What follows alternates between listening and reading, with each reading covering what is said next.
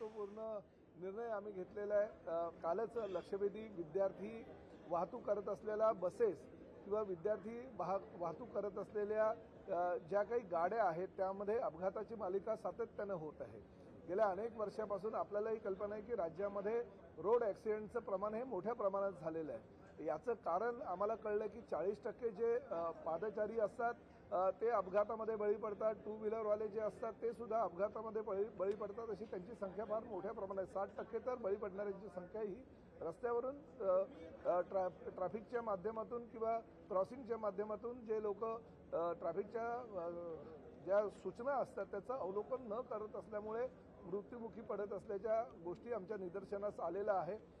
परिवहन खात्याने काल महत्त्वपूर्ण बैठक घेतली। परिवहन खात्याचे आमचे सगळे अधिकारी त्याला उपस्थित होते। आम्ही असा निर्णय घेतला की राज्यामध्ये ज्या ठिकाणी आरटीओची कार्यालय आहे त्या आरटीओच्या कार्यालयामध्ये जर मोकळी जागा असेल किमान 1 एकर तर त्या जागेवर ट्रॅफिक गार्डन करायचं किंवा जर ज्या ठिकाणी आरटीओकडे जागा उपलब्ध नसेल तर त्या ठिकाणी महापालिकेच्या माध्यमातून, नगर परिषदेच्या माध्यमातून किंवा जिल्हाधिकाऱ्यांच्या सहकार्यानं किमान 1 एकरचा भूखंड हा आरटीओच्या ताब्यामध्ये त्यांनी द्यावा। त्याची निगा व देखभाल ही आरटीओ डिपार्टमेंट करेल।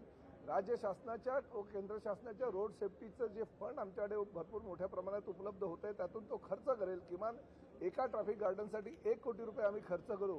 पण राज्यामध्ये 60 ठिकाणी आम्ही ट्रॅफिक गार्डनची निर्मिती करणार आहोत आणि ट्रॅफिक गार्डनमध्ये दर आठवड्यातून 1 दिवस हा आरटीओचा अधिकारी त्या ठिकाणी जाईल। शालेय विद्यार्थी, महाविद्यालयीन विद्यार्थी आणि सर्वसामान्य लोक म्हणजे विद्यार्थ्यांचे पालक सुद्धा त्या ठिकाणी येतील आणि ट्रॅफिकच्या समस्या किंवा ट्रॅफिकच्या सूचना ज्या आहेत त्याचं ते अवलोकन करतील, त्याचं मार्गदर्शन करतील, विद्यार्थ्यांना त्याचं महत्त्व पटवून देतील, जेणेकरून भविष्यामध्ये ह्या ट्रॅफिकच्या गार्डनच्या माध्यमातून अपघातांची मालिका जी आहे ती कमी होईल।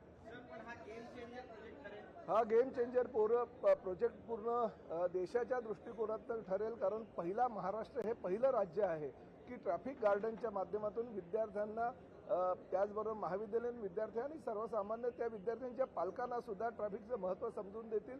आजपर्यंत ट्रॅफिकच्या ह्या समस्यांमुळे अनेक लोकांचे जीव गेलेले आहेत आणि त्यामुळे ती संख्या दिवसेंदिवस वाढते आहे। ही संख्या कमी करायची असेल तर जनजागृती हा फार मोठा पर्याय आहे। झेब्रूची निर्मिती आम्ही केलेली आहे। झेब्रूच्या माध्यमातून एक शुभंकर दारोदारी जाऊन समाजातील सर्वसामान्य जनतेला त्याची माहिती देईल, परंतु ट्रॅफिक गार्डनच्या माध्यमातून शालेय शिक्षणामध्येच ह्या ट्रॅफिक गार्डनचं महत्त्व जर विद्यार्थ्यांना पटवून दिलं आणि लहानपणापासून म्हणजे ज्युनियर केजी, सिनियर केजीच्या विद्यार्थ्यांनाच ट्रॅफिकच्या सगळ्या जे लोगो असतात किंवा ट्रॅफिकबाबत जी माहिती द्यायची असते ती जर त्यांना मिळाली तर निश्चितपणे भविष्यामध्ये लोकांना एक मानसिकता बदलेल, विद्यार्थ्यांची मानसिकता बदलेल। कारण लहानपणापासून विद्यार्थ्यांच्या जीवनामध्ये असे जर धडे आपण गिरवून दिले तर त्याचा फायदा त्यांना मोठेपणी होत असतो आणि तीच गोष्ट लक्षात ठेवून 60 ठिकाणी ट्रॅफिक गार्डन उभारण्याचा निर्णय परिवहन विभागाने घेतलेला आहे।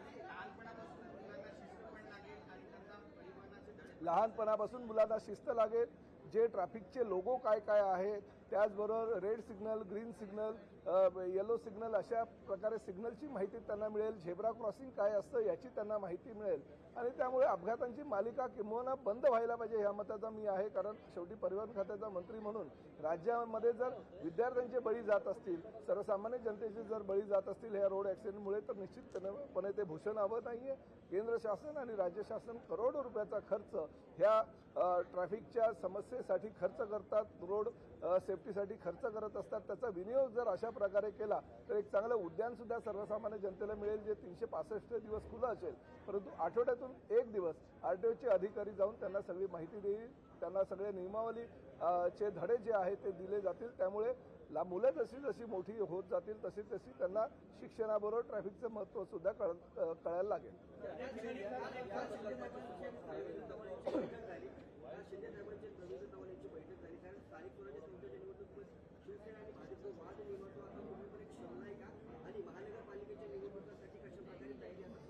पहिली गोष्ट अशी की शिवसेना आणि भारतीय जनता पार्टीमध्ये कधी वाद नव्हता, परंतु शेवटी काही गोष्टी अशा असतात की एक दुसऱ्याला म्हणजे आमच्या भाषेमध्ये जर सांगायचं असेल तर कारेला आरेनं हे उत्तर द्यायचं असतं आणि लोकशाही मराठी ऐका, पहा, जागरूक रहा।